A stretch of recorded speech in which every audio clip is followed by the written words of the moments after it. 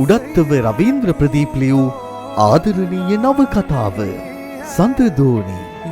දැන් වෙළඳ පොලේ විසිරගිය කැදැල්ලක නටබුන් අතර ජීවිතය සොයන ආදරණීය ගායන ශිල්පියෙක්, අසීමිත දරු සෙනෙහසක් ලයපුරවා ගත් පියෙක්.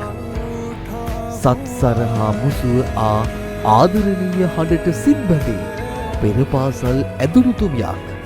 මව්වැකය අහිමිව හුදකලා ලෝකයක අතරමංව උන් පුංචි සමනරියක්. සංසාරගත පුරුද්දක හුරුවට හමු වූ තෙසිතක සිතුවිලි ගනුදෙනුව උඩත්තව රවීන්ද්‍ර ප්‍රදීප් ලියූ සඳදෝනි නවකතාව දැන් දිවයින පුරා පොත් අලවි සැල්වලින්